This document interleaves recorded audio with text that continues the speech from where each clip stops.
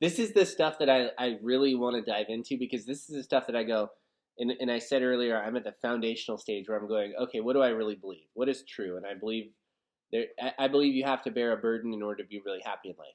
Like one of the reasons that so many young people right now aren't happy is because they bear no burden. They want to escape burden. They want to live in their basement and play Xbox, right?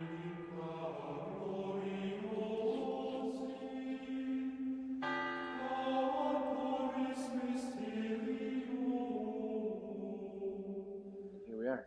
And here we are. So you just took a sip as we started. no, you don't know when we start. I picked. Be a professional. No, when we start on when we get paid. When we get paid. When I start on the podcast, you don't know when I start. That obvious countdown was pretty obvious. No, that's a different thing. That's a thing in and of itself. So today, I think we should do a proper introduction. What do you say? Haven't done that in a while. Yeah. Well, let's do that. So my name is Aaron, and this is Marshall, and this is the Two Opinionated Guys podcast. Welcome. Our guest today is who, Marshall? Dennis King. And what are we going to be talking about today? We're going to be talking about, is religion necessary? Or what is religion? Now, is religion necessary? Mm-hmm. I think that's it. And then a deeper dive into Catholicism. And we have Dennis here, who... Local Catholic. He's going to break it down on the local level, and we'll probably take it kind of national here maybe too. But the reason we have Dennis here is he was a Protestant for a while, and then turned Catholic, and now you're not just I'm a Catholic, spectacles, testicles, wallet watch type Catholic, where you just, say Hail Marys, but you're a devout Catholic, right? I would say devout Catholic. I would say full practicing, Mass on every Sunday or every weekend. And how long have you been practicing? Well, we left the church that we were attending right after Easter, and I believe it was 4 years ago. But I was already kind of mentally committed about a year before that. And I have a lot of questions about that, because I think I've known a little bit about that for a while, and I've always wanted to approach you about it and pick your brain a little bit. Not even really sure why exactly. On being a Catholic, or just the fact that he changed? The conversion. Yeah. Well, there's a lot of it is interesting, because there are a lot of people who are Catholic that go to Protestant. They leave the Catholic Church because they're like, this isn't right, and they want they want more freedom. Maybe they want the emotion. They feel that that this quote unquote relationship with God has this burning feel in their heart, or makes them feel a certain way. And so they go down a path that's emotionally based instead of logic based. I'm not an empathetic person. So basically, he's calling all them dumb, and he's the smart person. But it's the same with our politics. Wait, so you're saying non-Catholics are that way? No, I think a lot of people non-Catholics are emotional. I think that, and gotcha. Obviously I speak in generalizations, and I speak from my own experience, so I would put that precursor there. But I would say that people who usually leave the Catholic Church, who are Christian, are usually leaving because they don't get something out of that portion of what they're believing. And a lot of times it's emotion-based, and they're looking for a spiritual relationship with Christ or whatever. But as the psalmist says, the heart is a liar.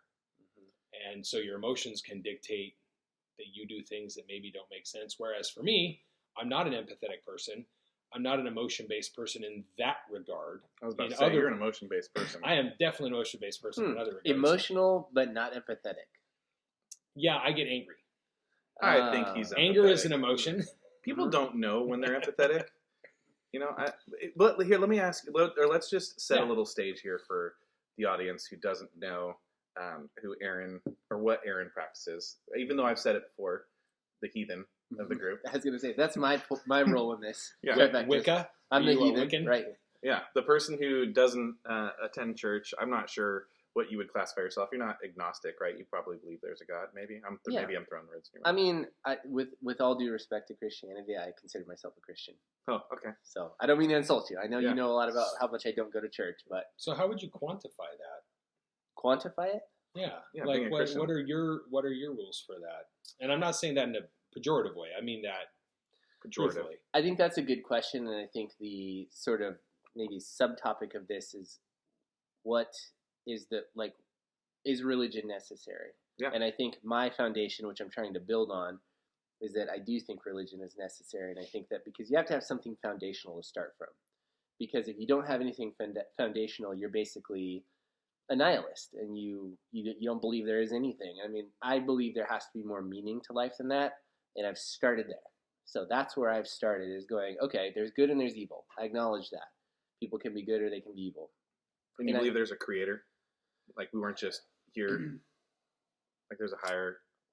Haven't gotten that far yet. Oh wow, that's a big hole in your. I would say I'm system. leaning yes. Okay. So in the absence of like selling myself on it, I believe that, but I've yet to get around to like reading proof of it that I go, oh yes, this is the connector that makes me really believe it. So then, I mean, this is definitely, well, it's faith based. So when you say creator, though, do you mean actual creator, or do you mean superior being? First beginning prime mover. Aliens. Yeah, that's a good question. I think when I think of the creator, I think of God. Like I think that either there's really two schools of thought, which is one that you believe God made everything, or that you believe like the Big Bang happened and then we all just. Or God created the Big Bang. What if you God believe created? both? Sure. Did you know that the Big Bang was actually a theory put forth by a Belgian priest? Yeah, and he presented it to the Pope, and the Pope agreed with it. It was Pope. I want to get into the Pope because that's one thing we didn't introduce at the beginning. But I did know that, by the way, actually. Yeah, pretty impressive, right? Yeah. So he kept his faith, right, and still believed in the Big Bang. Well, absolutely, because people believe that science and religion cannot be harmonious, which is absolutely false. True. And because science continues to evolve, because we continue to learn more about the natural law, right? And as we continue to investigate things, we go, oh, well, this changes how we saw this. Well, why can't an all-knowing, all-seeing, omnipotent being cause the solar system to become from a Big Bang? Is that so unrealistic to believe? It's not unrealistic, but at the beginning of the Bible it says, he created. He didn't say he created a bang, bang, bang. You are a bad salesman for Christianity. Yeah, but I would say this in regard to that. Just a devil's advocate. I would quote Thomas Aquinas on that, and he says that first off, the Genesis story is an allegorical narrative of the beginning of humanity. It's not a scientific textbook. But he also says on day 4, God creates the dark and the light, the day and the night. Well, he creates the light and separates the light from the darkness. Yeah, yes. And makes day and night. Yeah. Well, then how did he get day 1, 2, and 3 if there's no day and night to begin with? And that's there were really long days, man. You know what? That's it. I'm out. I'm out.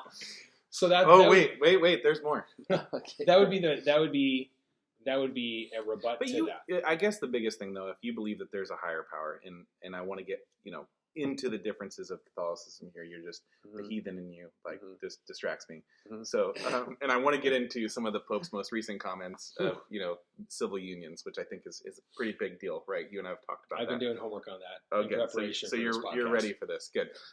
But I think if you believe in a higher power, like something that's beyond us, no matter what it is, if they were able to create this, whether it's a bang or however it is, then you would go, they have some understanding of time that is different than our understanding of time, right? You'd have to recognize that. And their understanding of science would far surpass our understanding of science. When you call, on day 4, how did they calculate 1 day, 1 day, 2 day, 3 day, however you say that, then you would go, well, that's a higher being, so they just have a totally different concept of that, right? Yeah, but isn't that a way to gloss over a lot in the Bible? Or a lot of Christianity is like, I don't know, but he knows way more than us. So sure, if you want a logical way to gloss over things, that would be a logical way to gloss over. But you know what? That's part of the reason of what led me to be a Catholic was because there was logic involved in my decisions versus there were things that didn't line up, and the logic came from 2,000 years of people researching versus a guy who became a pastor because he didn't like the church he was in, so he left and he formed his own church. This isn't personal experience. I'm giving you an example. Who maybe just formed his own church and then he's come to his own conclusions. Talking about the Reformation movement? No, I'm not talking about that. I mean, I'm not an expert on that. We can talk about that if you want, but and I'm not an expert on anything really. To be clear, I'm an expert. It's hard to take Dennis an expert at anything when he's got a caterpillar on his face. This thing, the mustache. I actually like it more.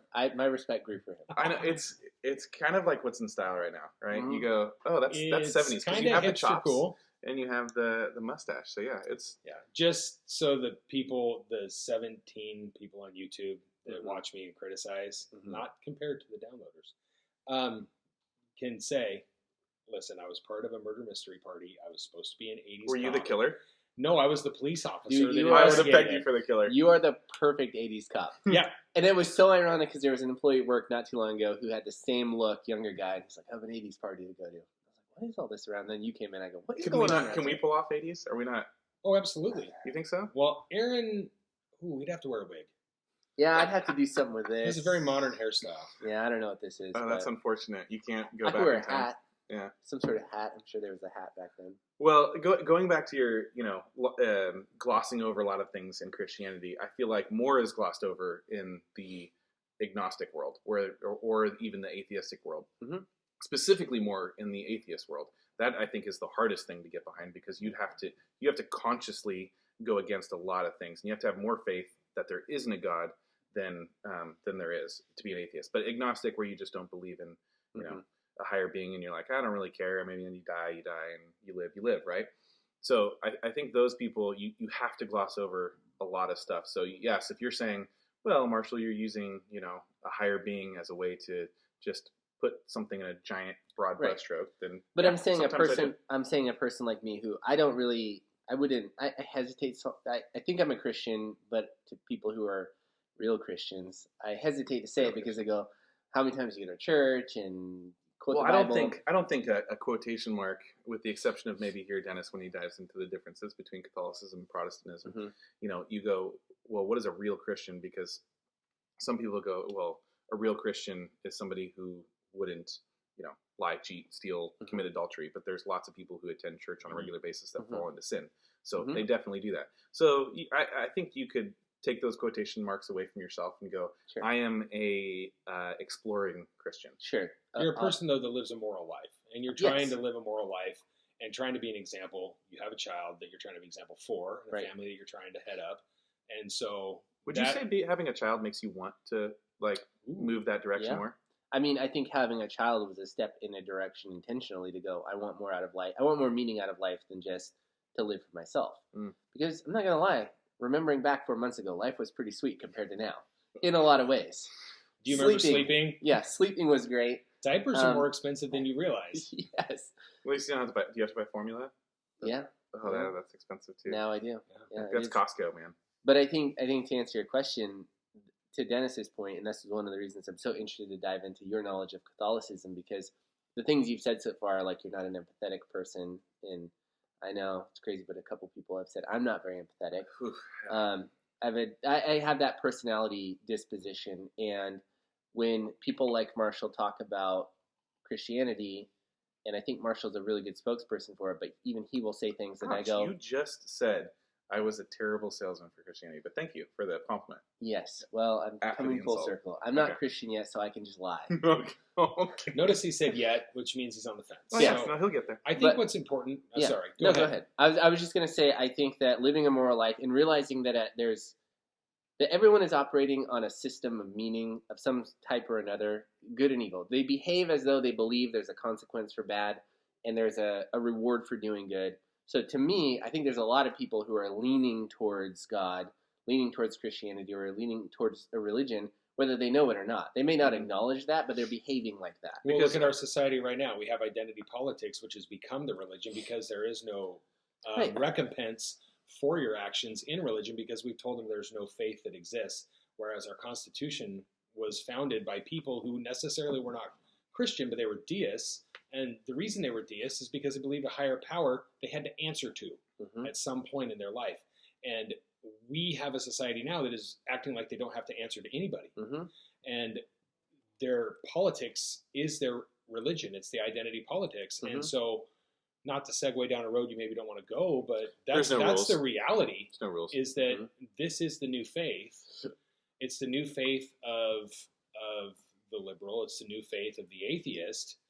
And if you want to call them faitheists, I just call them Ooh. right now. Look at that. That's going to go on a shirt. Uh-huh. Trademark. 2 opinion Trademark guys. faith- Faithist? What is a Yes. faithist? Equals what? Their atheism and their That's their faith. political identity That's is their their faith. Yeah, we should get. But they faithist have shirt. no power to answer to. Mhm. Whereas you may not be a Christian, in quotes, but you do believe that you answer to something higher than you.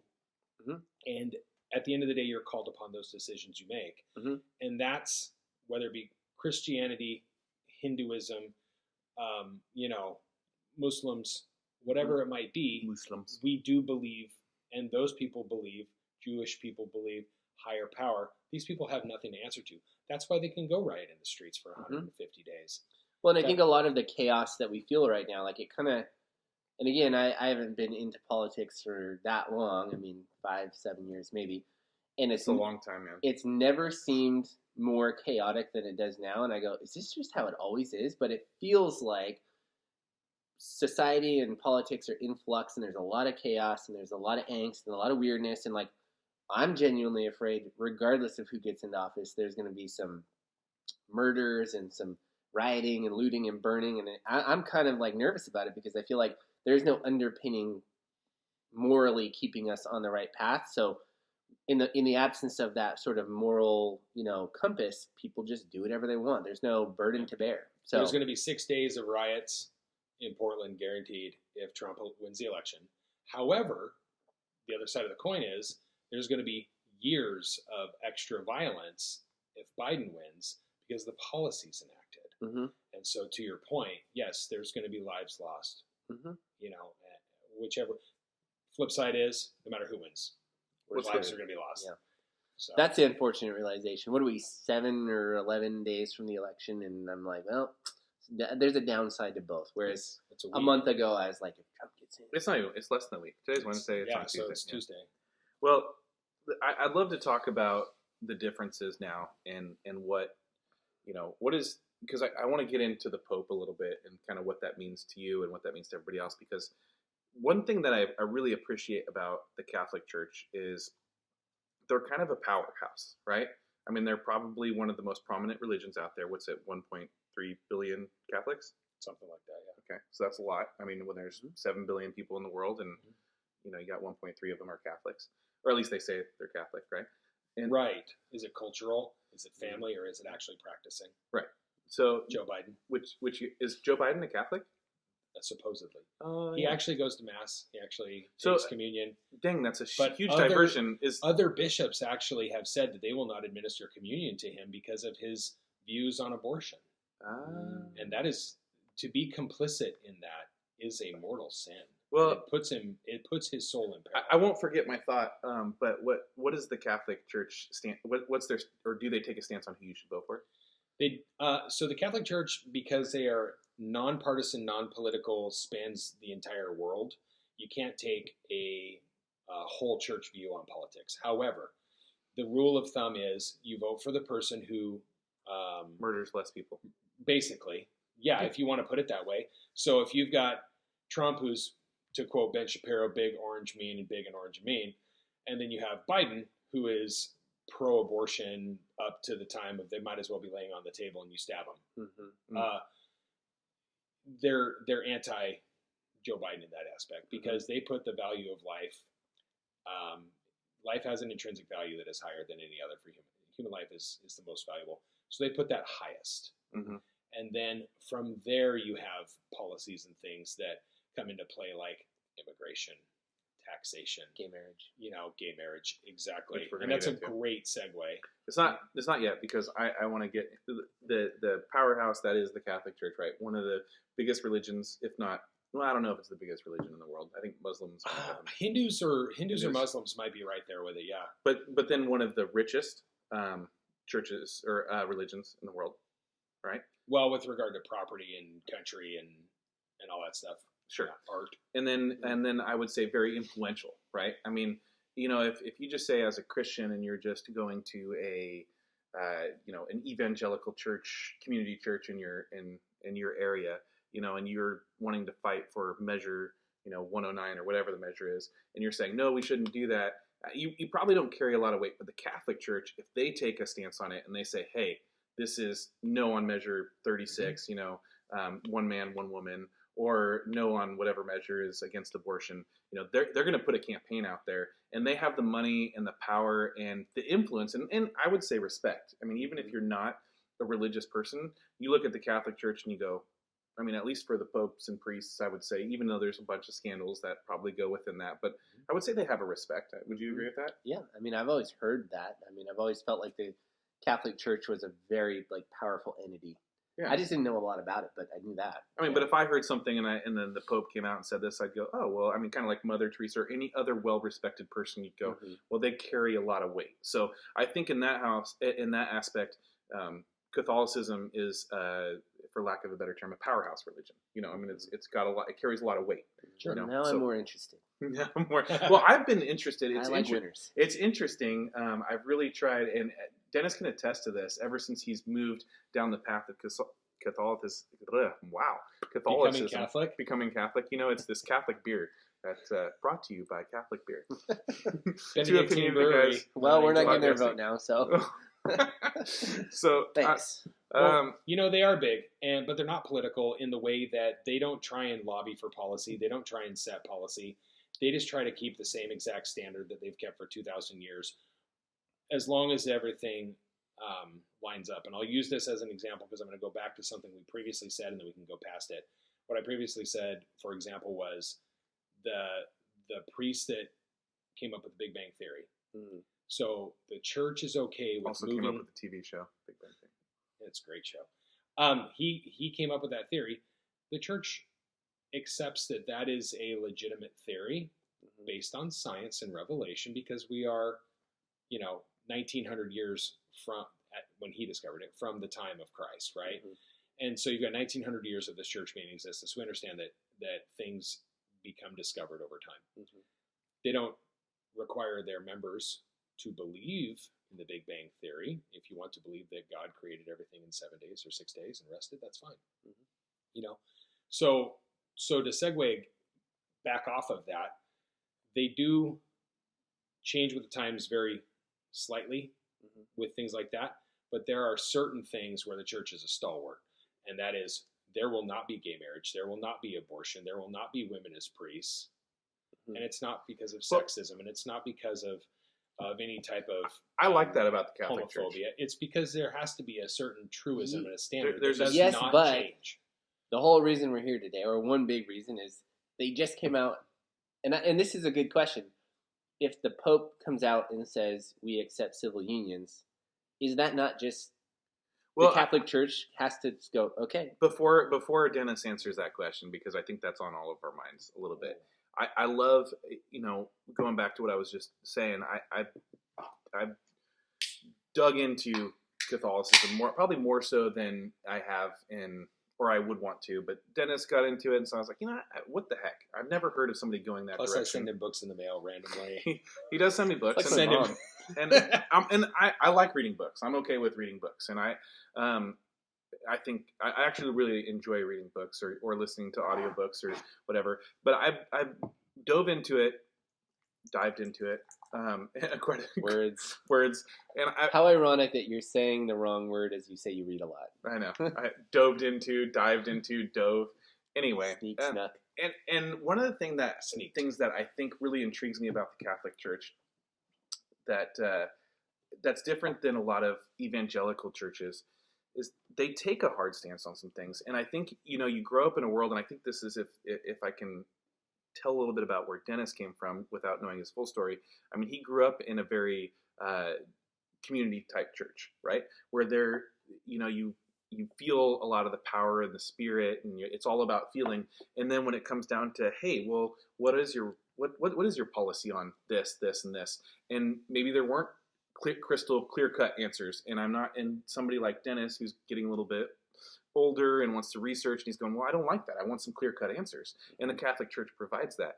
And then not only do they provide that, they take a hard stance on it. And I think that's been a disservice to us, especially in the most recent past, or with in the last 4 years, where we're going, we're letting a lot of things slide within the church, and we're going, we love everybody. And we do love everybody. We absolutely love everybody.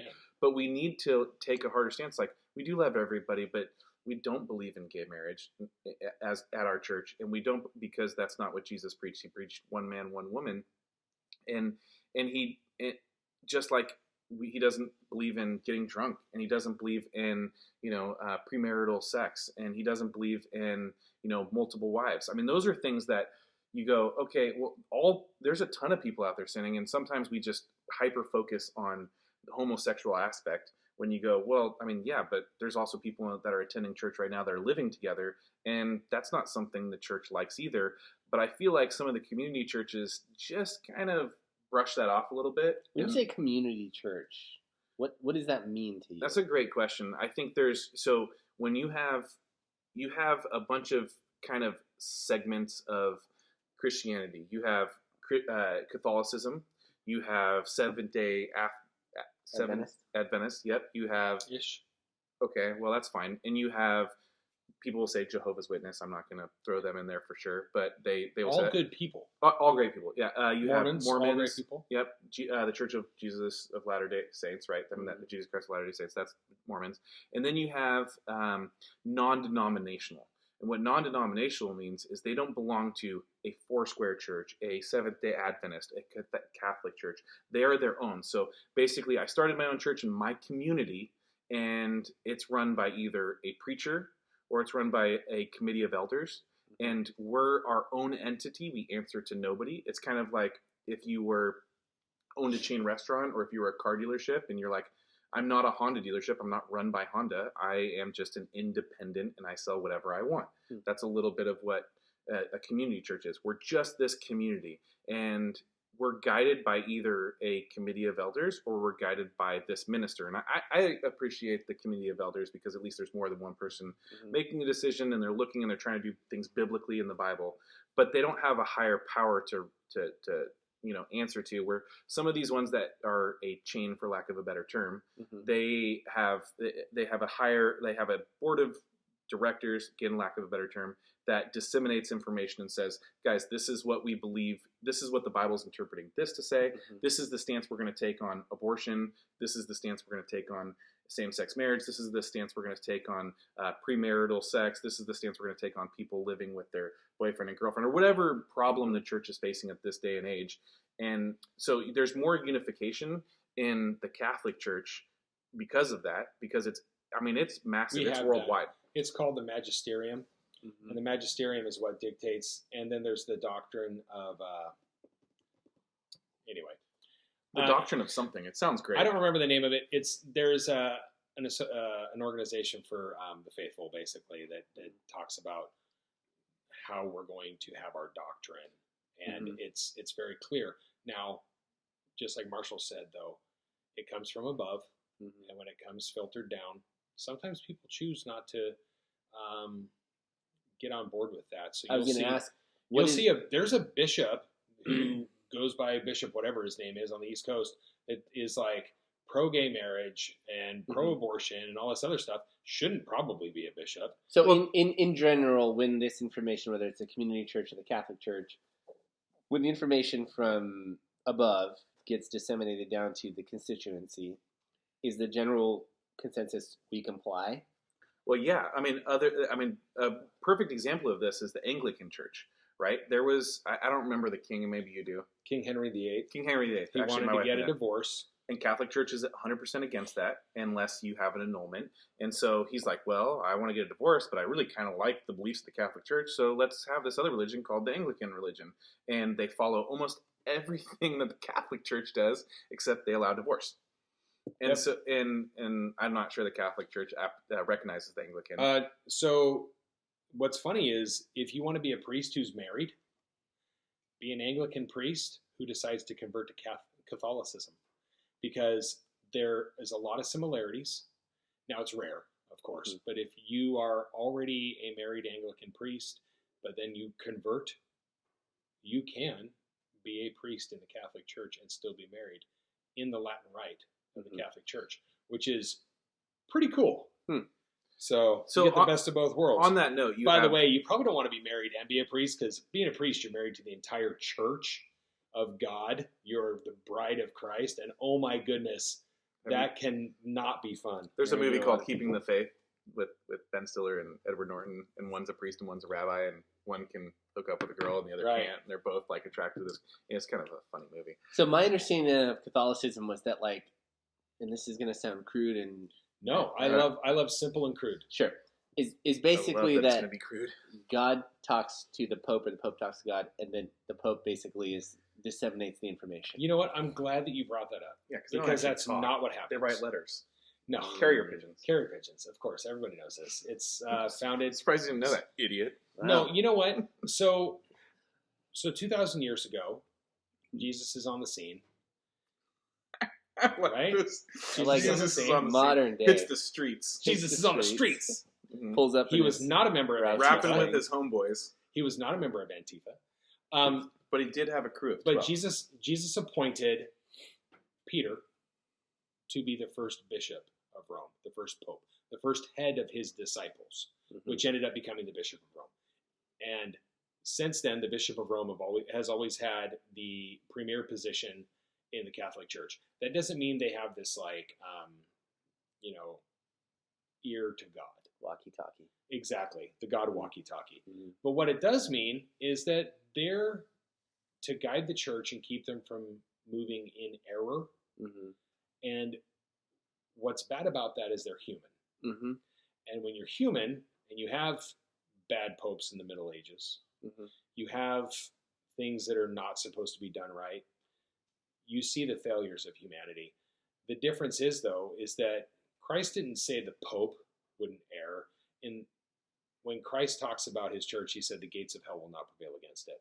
He says the church, not the Pope, not the guy who I left in charge, not the guy who's the head of the apostles. And this is clearly stated in, I think it's Acts, when Peter gets rebutted because he's trying to convince Jews who are now Christians, and he's hanging out with the Jews that are just Christians. And he's not hanging out with the Gentiles who are becoming Christians, who are non-Jewish believers. And so he's segmenting these two parts of society and pushing away Gentiles. All the while, he's probably also getting involved in the conversation of having them circumcised and follow the Jewish laws. He's rebuked for doing that. So he makes a mistake. As a human, makes a mistake and is rebuked right there. I think it's by Paul, if I remember correctly, and told, you can't do this. Knock it off. So I think that's what's good to know, is that the Pope is a human.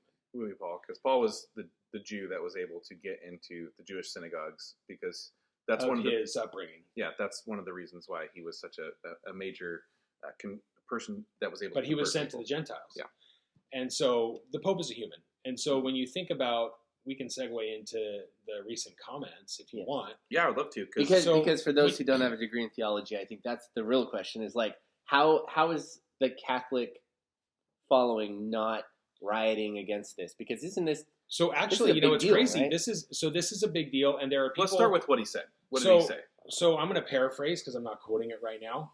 Sure. But he's in an interview in a documentary, and the viewing of the documentary, we don't know how much splicing has gone on, but in the interview, he talks about how gay people deserve to not be kicked out of their families. They deserve to be accepted as part of the family. They deserve to have a family. So that's part one. Remember, deserve to have a family, because that's the first article of contention. Then he goes on to say something in regard to a civil union and how he stood up for that in the past. Now, he was the Archbishop of Argentina, or Bishop of Argentina, or whatever. Bergoglio was his last name. And he had stood up in Argentina against the government, or with the government, or whatever it was, to convince them that people need to be able to have a civil union in order for certain benefits. It had nothing to do with gay marriage. He's spoken out against gay marriage. Like what kind of benefits? Like health care and being so like legal benefits. Legal benefits, like if you and your significant other weren't married, but you would like to have health care coverage and life insurance and things like that. That's what he was speaking about. And so this is kind of the same segue. But in what country is he speaking about this in? So he's talking about worldwide, because there is still situations in the world, because we get so ethnocentric and so geocentric that we think everything is Western world and United States. And we forget that's all that matters. We forget that in Russia, they're still killing gay people for being gay. In Russia? Yes. It's crazy. And what he's saying is, no, these people have this situation that makes them feel this way. So is it more of We like know. than him condoning gay marriage? He's more condoning a certain base level of treatment and sort of like benefits. He's condoning that you should not kick them out of your family for being gay. You should love them even though they are gay, and just like you should love anybody else, just like you'd want yourself to be loved. So is right? that controversial? It's controversial because the media wants us to believe that the Pope is condoning something because they want to see Catholicism change its stand. Catholicism has always felt one certain way, and they are ignoring his prior statements. No, gay couples should not have adopted children. No, gay marriage is not a thing. Because it's not because of hatred, it's because of the natural law, is what he says. Because a man and a man cannot foster a child together. It has to be a man and a woman. Marriage is not a romantic thing or a sexual thing. Marriage is for procreation of the species. They're bisexual, but not just for Sex for the sake of sex. Sex for the sake of sex. And so he's already pointed these things out multiple times, but the Western media really wants to glom onto that because they want to see Catholicism change. They want to see us lose our ground, lose our belief, and buy into their faiththeism. So their faiththeism. We're like really that going to word. get that down. So if I'm hearing you correctly, Dennis, because I did not know your stance on this situation prior to coming in, it sounds like you are not necessarily opposed to this stance. I'm not opposed to him saying that I 100% back, and not because I'm Catholic and not because I'm biased, but because I'm a human being. I back that every human being has intrinsic value and deserves love. And Sounds empathetic. Because it is, maybe, I guess, there goes my cover. But because I didn't wake up in the morning, and we don't know why people have that same-sex attraction. I can't tell you why. Are you I don't wake up in the You morning. don't have that? I mean, you look good in those sweatshorts, but Okay. but we don't know Sweatshorts why are life, we don't know man. why they Don't feel lie. that way, and we don't know what happened to bring them to that point. And is it something that we'll never know? I don't even know, but they deserve just as much respect as any other human being. So I 100% back that, and I think that that is a given. I also believe that because marriage is a certain situation where it is for the procreation of the species, for lifelong commitment to one another in order to foster children, that can't be between a man and a man or a woman and a woman because they can't make their own biology. children. Got Right. it. Well, I think one thing that religion, because I'll lump it all in together with religion and being a Catholic, they really like to hone in on the gay marriage thing. Well, they're against gay marriage, but you got to love everybody. And it's really tough because, I mean, we do love everybody, but we don't like people who get drunk, right? I mean, you're not supposed to do that. We don't like people who do drugs. That's clearly stated that Right. you're not supposed to abuse your body. Your body is a temple, and the Bible says to do that, right? We don't like people who, are unfaithful and commit adultery. Like that's terrible, right? And we don't like gay marriage. But the problem is gay marriage is so in your face and it's so obvious. It's the thing that if you're coming to church and you're holding hands with another dude, I mean, it's pretty in your face. If you're committing adultery, that's behind closed doors. You don't really see it. So it's like, hey, you got to accept me because I'm an adulteress. I mean, nobody says that, right? Yeah, but Jesus accepted the adulteress at the well. Well, you accept You've been married to 5 different men and you're on your 6th. You accept everybody as long as they recognize it's sin. Right. And I think what they're trying to do is change the religious platform and say, no, we need to accept this. I mean, there were examples, lots of them, of gay people in the Bible where, basically they said this is absolutely wrong and shouldn't be practiced. So we have those examples in there. And it's not like it's a new thing. And we're like, well, the Bible's outdated. People use that with the Constitution. They use it with the Bible, and they say, well, this is an outdated doctrine. It's really not. Is thou shalt not murder outdated? Because I would just probably throw that right back in their face. Is thou shalt not steal outdated? I mean, these are truisms. I think one thing that people... if you need to live and you don't have bread, so... Eat the person. Okay. Murder them and eat them. Perfect. I didn't say murder. I was talking about stealing. But I think one thing that people don't understand is why the Catholic Church feels and nobody this knows way. what covet means. So It means, I know what it means. Okay. I'm just saying other people. So I think one thing that people Pretty don't sure understand, and I'm going to do my best to explain this. Mind you, my footnote one, little miniature footnote I'll be sure to put that on there. is Footnote. that I am not a Catholic apologist. I'm not a priest. I'm not trained in seminary, and I am just a layperson. Can you tell me Time what? out. Can you tell me what an apologist is?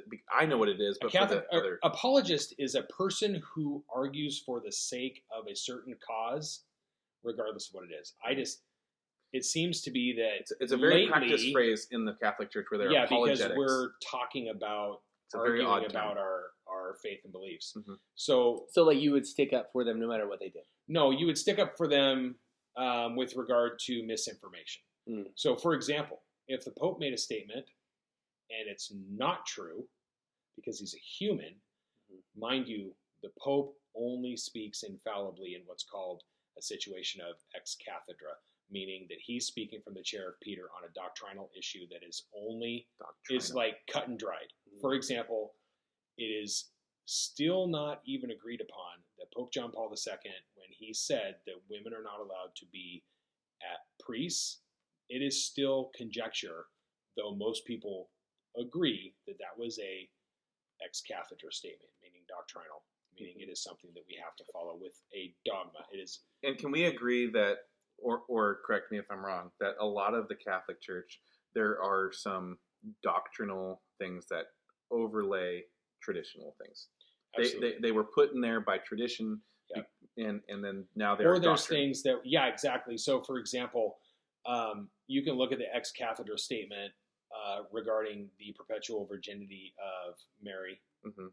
Mother of God.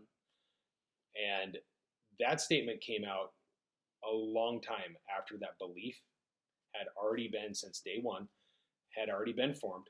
But because there were people that were arguing that belief, the Pope made a doctrinal statement and made it dogmatic. It's not because they were trying to clear it up. It's because it had already been doctrine and dogma for a really long time. And they said, no, by the way, there is absolutely no faulting on this. This is 100% how we feel. And so, and it's just because they change or people waver over time. But to go back to the same-sex argument, do you know why the Catholic Church has a problem with gay marriage? Because marriage involves sex. And if you're gay, which we love all people, and we want them to come to Mass or church or whatever, if you're gay, your relationship is not ordered in the natural order of procreation. Therefore, it is unnatural. If it is unnatural, it is the same as having sex out of wedlock. You can't be married if you're gay because it's unnatural, right? So the same goes for you and your girlfriend having sex. It's outside of wedlock because it's outside of the bounds of marriage. So that is what makes it immoral. And because you're having sex, you're not being chaste. And excuse that's the what's immoral. Explicit terms, but if they put that in the same context, gay sex, masturbation would fall into the same category. Yep. Okay. And what about birth control? Birth control is also frowned upon. The only time birth control is acceptable is in a health situation where it's a medicinal thing and not a preventative measure to keep the ability to have a human life. So is that where you believe? Do you believe too? So he got into it after. I got it. Where yeah. So let's be very honest. He's very honest. Very honest for you have your daughters, listeners. right? I have 3 daughters, and very honest for your listeners. I had a really easy time buying into this because we had already had certain plans in place when we had our last child that made it so that we don't have to worry about birth control or any type of contraception. And so, but if you had to go back, if I was Catholic, then I would not have made. We would not have made the same choices because that is difficult. This is the stuff that I really want to dive into because this is the stuff that I go. And I said earlier, I'm at the foundational stage where I'm going, okay, what do I really believe? What is true? And I believe I believe you have to bear a burden in order to be really happy in life.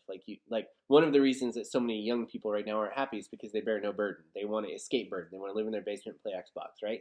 They don't want the real job. They don't want to Right. move out. They don't want to get married. They just want to be a kid forever. And that makes people really unhappy. And then it was like good and evil. It was like, I do believe there's a good and I do believe there's an evil. And I believe a lot of people are behaving as though they want to be good people, even if they say they're not Christians or they're not religious. But then the next layers that get convoluted when you go up the religion ladder is when you start getting into the nuance of like the laws, the bylaws, the expectations, the beliefs. And when it starts to clash with things that you really believe, you go, could I do that if I really went down this road and committed to this religion? Could I follow all the rules as I see fit? Because I think you do it right. You do it as best you can, and no one's perfect. But this is a good example where I go, if you had to go back, could you have followed that rule? I don't know that I can answer it honestly because I can't go back. But what I can say is the more rules that come into play, the more it defines the truth of what I've committed to versus the fluff that if I were to give up and say, yeah, but you know what, that doesn't work for me. This church is really hard for me. I'm going to go somewhere else. And what about you? And that's hard. What about me? What? Like, how do you reconcile the things that you just said are Christian-based, like Christian-based beliefs? Like, I think it was like, not getting drunk. I'm sure you've gotten drunk before, right? Sure. Or I don't know. I don't want to call you out on all your sins, right? But I'm sure that you acknowledge you do, and maybe you still do. Like, how do you acknowledge those things and go, yeah, but I'm still doing it. I'm still a Christian. Well, I'm going to try to answer your question. I think for me, I love to study other religions. Like it's interesting to me, and I want to make sure I'm right in what I'm practicing and believing, and going, if I believe there's a higher power and there's a God out there and I'm worshiping Him, am I doing it right? And what if there's a lot of other religions out there? How do I know that they're not wrong? That doesn't make sense to me. Like, other people better be questioning their religion. I would encourage that to everybody. And one of the things that I believe when I read the Bible and I read the gospel specifically with Jesus, there's grace is just poured out throughout there. And so I think sin is recognizable. And if we thought we could live a sinless life, well, there's only one person who did that, and that's Jesus. And so if we would it's a fallacy to think that we could live a sinless life. So Catholics believe Mary lived a sinless life. Okay, yeah, which I would take contention with. And there's a few other things I would take contention with. And Wait, is Mary the Mother Virgin? of Jesus? Mother of Jesus, yes. That had that, was it Immaculate Conception? Yeah, well, that's a whole other The thing. Immaculate Conception means that she was born We'll go without there. sin. But So let's let Marshall finish. Yeah, let's let you finish. Okay, so yes, I fall into some things. I think that people who are believers in Jesus and they spend a night of debauchery or drugs or alcohol, I think there's forgiveness for that, and there's examples of that in the Bible. I mean, you're judged by your heart, and I think there's a lot of other practices that go within that. The intriguing part to me about Catholicism, and this is where I like to dive into it, is I go, well, I do kind of like that they have some tradition, they have some rules, and you go, okay, maybe are we practicing things right? I mean, we're kind of free, like I explained about community churches. We are kind of free to do some of our own things, and how do we know we're right in them? And Catholicism has it kind of lined out, and there are some great things that I loved. I mean, they do confession, For that night of debauchery. For the night of debauchery. If you just take away you not even being a religious person, but there is something freeing about sharing your burdens, right? Sharing what you've done, that's kind of freeing. And that same concept applies to Christianity and religion. I mean, if I could confess to somebody that I felt like wasn't going to just rat me out, then there's something about, and then I would repent of that. I mean, that would be another thing to say, I recognize that that's wrong and I need to change from that. That also has to be there. So there's some things in Catholicism that I can really get on board with. There's a couple things that I really wrestle with, and I've said this. But pause your thought, because I feel like you didn't answer my question. I'm very curious about this. Okay. Specifically, and this is really for both of you, but you specifically. So let's just say, because you just said, you believe in forgiveness and what's in your heart, grace and what's in your heart, right? So basically that means, yes, you're going to mess up, but that doesn't make you less of a Christian. Right. Okay. So if a person is 30, it would make me more of a Christian. That's actually where we differ. 35 or you're 45, and let's just say, gosh, I went out and I got hammered again, right? maybe once a month I do this. I just really mess up and I drunk drive home and whatever. I swear, I don't know. You do all these negative things. This all sounds normal. I'm not. Yes. This sounds like last Saturday So, night. so then you wake up and you go, Were gosh, you following us? I'm glad I have a graceful creator and I'm forgiven and I feel really bad. I'm going to try really hard. But then you mess up again, right? Uh-huh. Like, how does this differ from the pragmatic side of your life that you're an employer, right? Or you're a manager and you have employees that you go, yeah, they keep saying they're not going to mess up anymore, but they keep doing it. And unfortunately, like, I mean, Ooh. I just don't understand how you reconcile. It's like you don't have grace in a certain capacity, but you expect grace in the biggest possible arena. Okay, I think that the term "expect" is an interesting term there.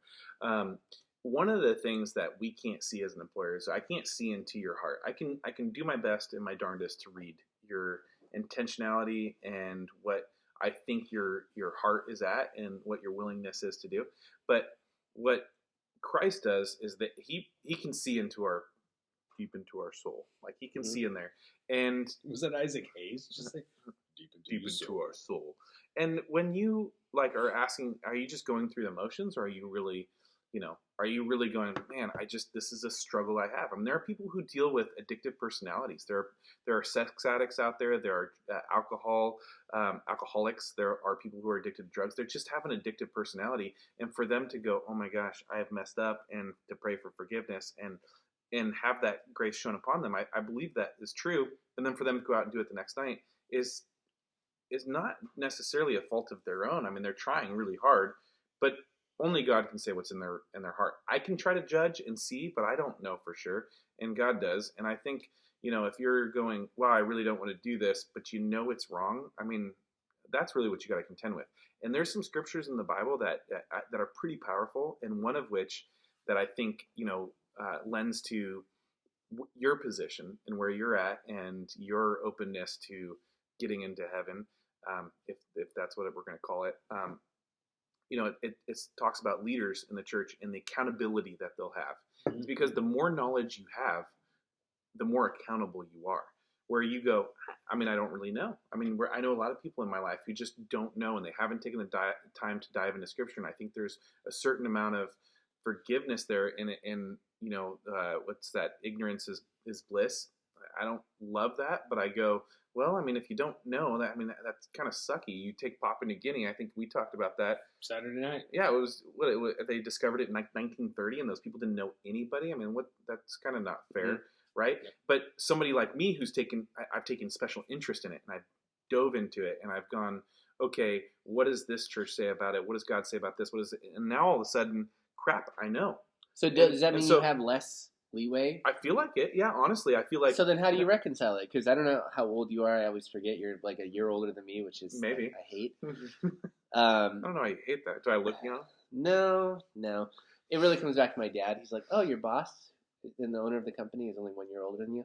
Thanks, Dad. That's all right. Eric's only 2 years older than me. So okay. Yeah, well, we're all in the same boat. Yeah. But I go, okay, so aren't you, by nature of your own comments, kind of like you're funneling yourself into a point where it's like, shouldn't at some point you have almost no leniency on yourself for making those kinds of mistakes? Well, no, because I still do believe this is where I grapple with Catholicism. And I think that's why Dennis has latched onto me like a leech and just he's going, you're going to be a Catholic before you know it. And I would love to hear about that. And there's some things I like. You're all Catholic when you get to heaven. Trust me. Well, what about purgatory? Well, you'll get there eventually. Okay. And I can't reconcile with that, but I do go, yeah, I'm held to a higher standard. I mean, if there are certain things that I know that I go, yeah, I feel, whether I know it or not, maybe we both know it, but I'm convicted in it, right? So I feel convicted, and yeah, when I go out and commit those wrongdoings, those sins, I go, yeah, that I'm held to a higher standard. Because like you said earlier, however you stated it in a negative term and then you eventually turned it positive, I'm an ambassador for Christ, right?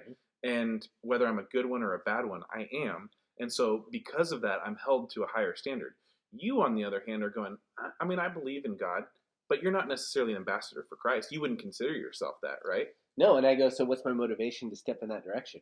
Yeah, it gets kind of scary. I'm going to continue sinning. Well, because then you have moral culpability. Stair step yourself, because I feel like I'm there, And then you get to Catholicism and you go, dang, my rules just got tighter. You know, there's a saying, it's not necessarily attributed to anybody. It's that the road to hell is paved with the skulls of bad bishops. And what they mean by that is that these people have led people astray in their most powerful faith position and brought ruin upon them through no fault of their own because of their bad moral leadership. And thank God that, you know, I get to be foolish and stupid, and I have the confessional. I have the ability to, you know, confess my problems. Which is interesting because in one way, you guys are leading me to believe that, you know, Catholicism is a step in the more rigid direction where you want very clear-cut rules and boundaries. And when Dennis didn't get that from the church he was at, he converted because he's like, I want more boundaries and rules and expectations and clear-cut, you know, laws. But then also there's just like a confessional where you just go and then you're absolved of it. Is that how that works? So I can also pay for it too. No, that's and not, what are that's Hail not Marys? correct. So that was something different, and I don't know a whole ton about it, but I know you're speaking of indulgences and buying those. That was a very controversial thing, and that was before Martin Luther. Listen, if you can get me on that, then I might go into Catholicism because I'd love to pay for my sins. You don't have enough money to pay for what you've done. So, can I get on a payment plan? My credit's pretty good right now. He's like, I'm paying 29.99% interest. So, with regard to Sins on a credit card, sins and failures and being human, you know, we're all going to make mistakes. We're all going to do things that we probably shouldn't do. As a Catholic, we believe that if you have a perfectly contrite heart and you confess that to God, that He will forgive you. But because we don't necessarily have a way to measure that as a tangible, we have the benefit of going to confession, meeting with a priest who is sitting there in the person of Christ, in persona Christi, to forgive you of your sins, because he understands that you maybe don't understand the repercussions, you maybe don't understand what you did fully, but you have an inkling that what you did was probably not correct. So when I go to the confessional, and I'm not ashamed to say, you know, some of the things that I've said in a confessional, which is like, yeah, I've cussed a bunch. I got really angry and I yelled and I shouldn't have. You know, I probably drank a little too much or whatever, right? Catholic beer. Yeah, Catholic beer. But when you know, these are things that are marginal or not even an issue by our standards, but as a society, but as a Catholic or as a Christian period, that's not okay. And to have that priest absolve you, because you can't know if you've personally made a perfect act of contrition, but the priest absolves you of your sins, well, that's fantastic. Now, to go to the next step and to address what you said, which is, who's to say you don't just do it again? Okay, who's to say you don't, right? You're absolutely correct. But at some point, if you're continuing over and over and over, you keep sleeping with the secretary over and over and over. And I use that as because it's so egregious. Mm-hmm. But she was really hot, so. She was hot. I'm sure in the soap opera that's in your brain, she was like smoking. But at some point, the priest is going to go, listen, dude, we're done unless you stop this. And that's where the controversy with Biden and abortion comes into play, is that there are priests who have denied him communion because to take communion, because Catholics hold communion in such a sacred way, to take that body of Christ, it's not a symbol, it's the body of Christ. And to take that body of Christ, but have it taken in a way where you've signed off on voting for abortion all the way up to term, that puts you in peril. Now, we can't speak to Joe Biden and what he's talked about with his priest and the pickle that maybe he's in. We can only look at the surface. But you can see why a bishop in another state would tell him, absolutely not, dude, because you've signed off on this, and this is a moral and intrinsic evil. I'm not, because you continue to do it, I'm not signing off on this. And I didn't know that. And this is a point of contention that Dennis and I will have between Catholicism and Protestant, is the Eucharist, the taking of the communion turning into the blood and body of Jesus. So him and I, well, Catholics believe that when you take it, you got to be given it by a priest. And No. Go ahead and finish, but, Okay, no, you don't have to have a priest give it. I Whoever- can give you communion because you're in a hospital bed. I can bring it to you, Okay. but it's whomever the gives Eucharist you. is confected by a priest. Okay, some big words in there. But when you take it, it turns into the body of Christ. So when you're eating a cracker, it's not like what I believe is a representation. We sat down and we take the cracker, which is an unleavened bread, and you take grape juice, which isn't wine, but it's a fruit of a vine, and it's a representation of Jesus' body and Jesus' blood. Excuse me, Jesus' blood. The Catholics believe it turns into the actual body once it enters your mouth and turns into Beforehand. Okay, but turns into blood, and that's a hard thing for me to wrap my mind around because they're taking a very literal translation of the Bible, and we're taking a figurative, like what Jesus was using it as representation. But what I will say, I picked up during COVID, I don't know why Catholics weren't more up in arms because they couldn't take communion, right? Yeah. In fact, you start to miss it. And without getting too far down the road of the verses portion of it, we take communion very seriously. We do believe it is the body, blood, soul, and divinity of Jesus Christ. We do believe what he said when he said, this is my body. This is my blood. We do believe that he is the lamb at the Passover feast when he offers the fourth cup up on the cross and gives his blood for us. We believe that his body and blood is present in what we call the Eucharist, which is comes from Eucharisto, which means celebration. We believe in that celebration of our faith, and we're very tied to it. It is a very literal thing for us. There's multiple points where I could go down that road.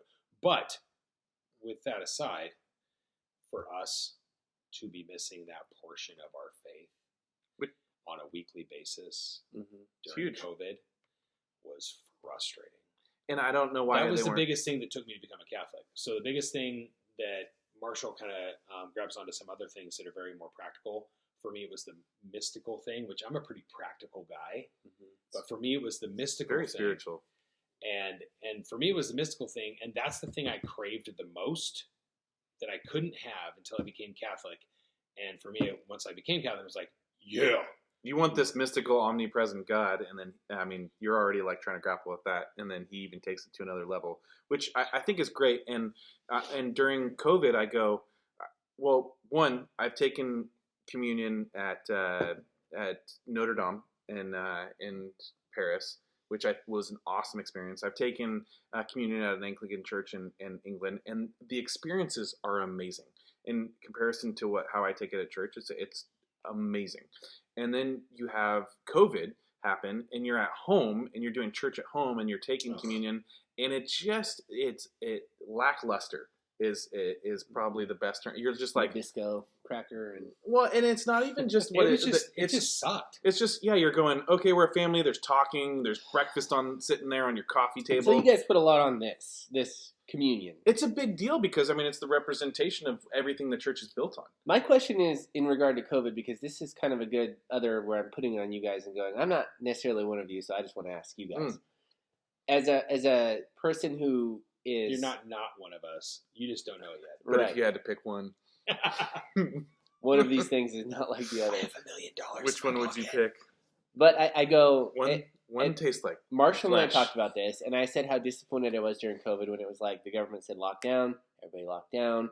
We don't know how long, just locked down for an indiscriminate amount of time. We don't know how long, and everyone's like, okay, wear the mask, great, we just wear the mask forever. And I was like, gosh, disappointing, because as Americans and as people who consider ourselves a free populace who really live and die by our freedoms, and that's what America's established on, we really let that go really quickly. We really let a lot of that slip.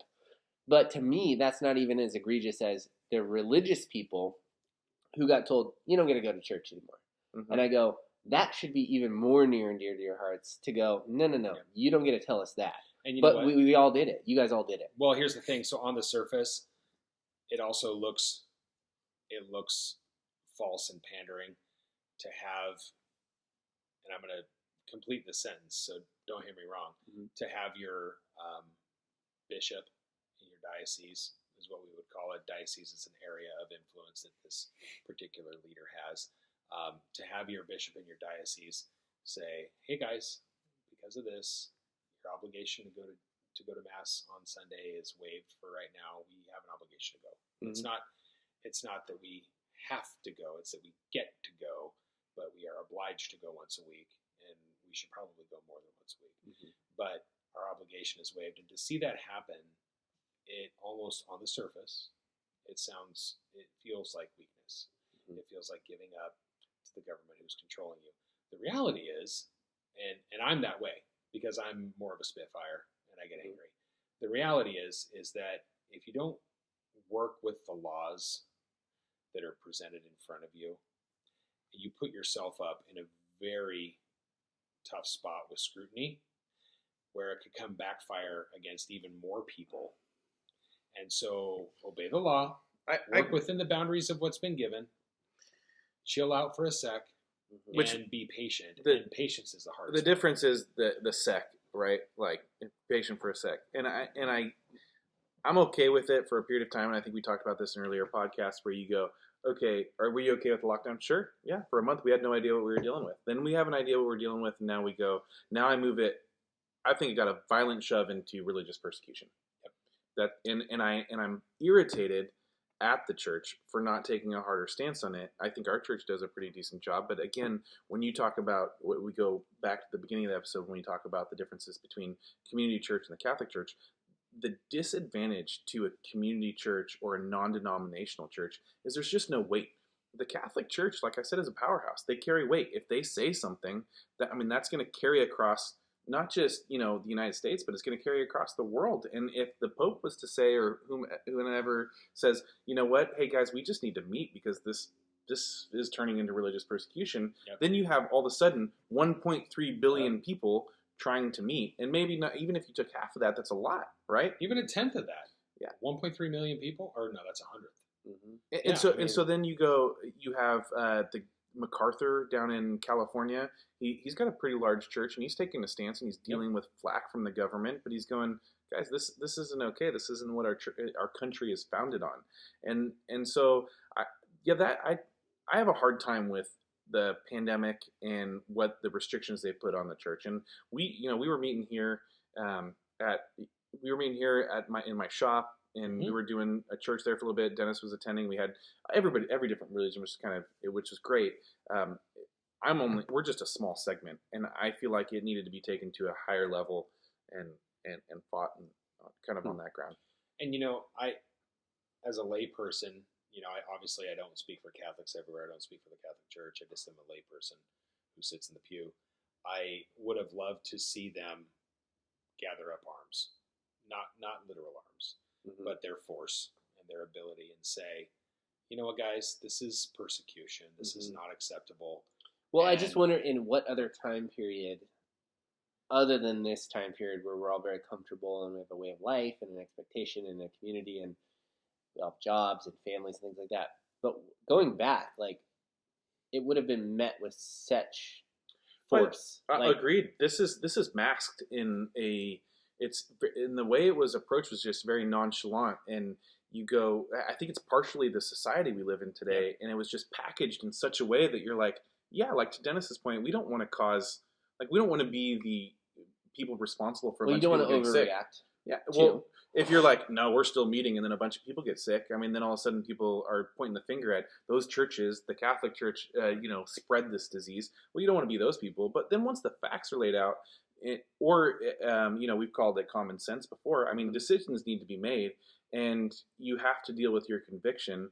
And I feel like if you're a believing, practicing Christian, Protestant, Catholic, whatever it is, this pandemic doesn't justify not meeting and not worshiping a God that was a creator of who you are. Mm-hmm.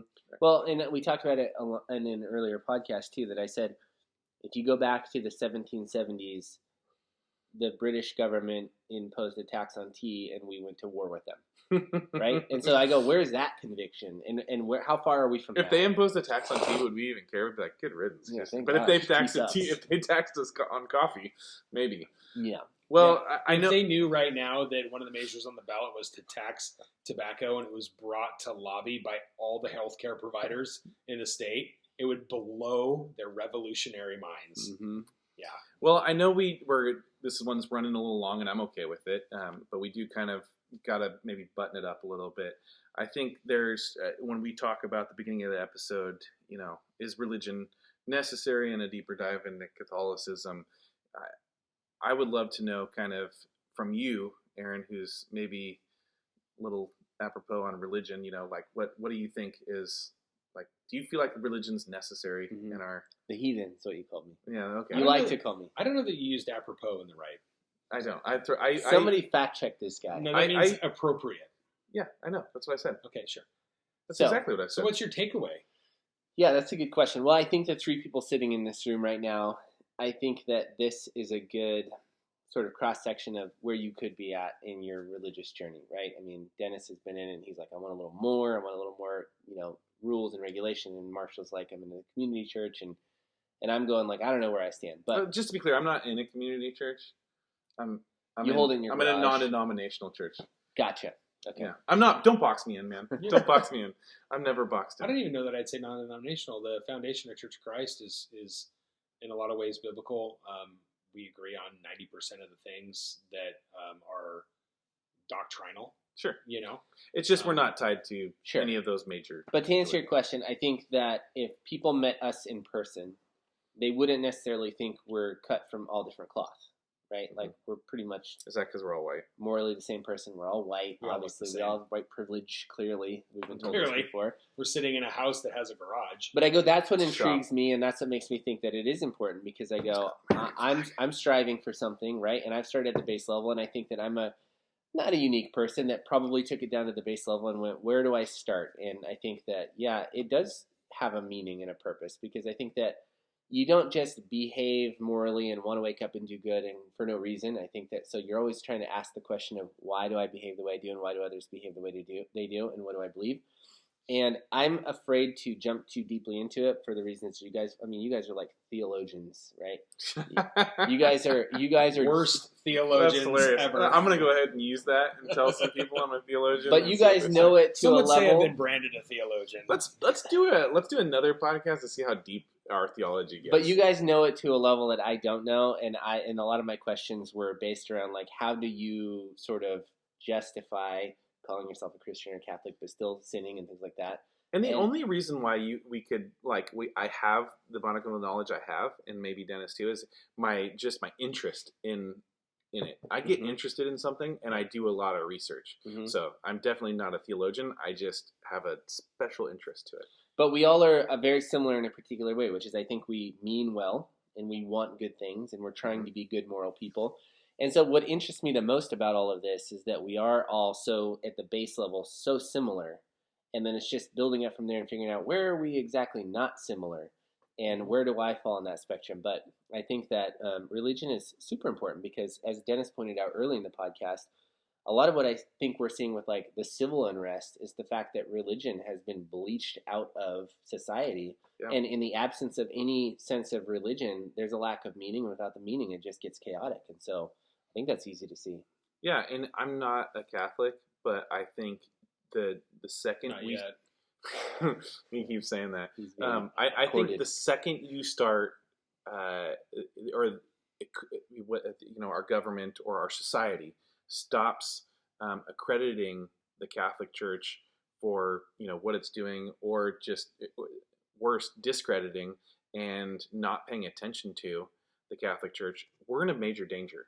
And whether you're religious or not, like I said, I powerhouse is kind of like a really, I don't know. I like it. It's an interesting term to use for religion, but if you're looking at something that's so major, so foundational, so historical, and all of a sudden you're starting to erode that, whether you're religious or not, you should be concerned about that, right? I mean, that's not our society. That's Roman society. I mean, that goes way, way back. So we should be concerned in this day and age when that is what our society is trying to do, is erode that. And then when you have two political opponents and one is claiming to be Catholic and yet he doesn't align with the Catholic views, that should be concerning as well. Versus Supreme Court Justice, who claims to be Catholic, who 100% aligns with the Catholic views as best as she can as a human. It's very strange dichotomy. You know, you've got one person being hated and one person being praised, both Catholic. One because, oh, Joe Biden's a Catholic, and the other, oh, Amy Coney Barrett's going to put all the kids in cages and can't have abortions, and it's a Handmaid's Tale because she's Catholic. It's like, well, where's the line? Don't use Catholic as an excuse. Don't use Christianity or religion as an excuse. You know what's great, Aaron? You are on this journey where you haven't had any culpability yet. You just have a feeling of there's something else going on. And so it's going to be fun to watch. I'll be rooting for my team. Marshall's rooting for his team. And I see you more these days than him, so you got the edge. But the reality is this is where it starts. You have a deist view. Let's do a debate. Let's do a debate between him and I. Maybe it's on a later podcast, and we can have you decide on an invite. Who is more convincing. I'll moderate. You'll moderate it, and then at the end you have to tell us which side I have to you're convert. on. Yeah, you have to. At the end, you have to convert. Oh, crap. You can't you can't pick no. You have to pick one or the other. That seems like a great idea. Put the state of the salvation of your That'll be our entire 100th spirit. episode.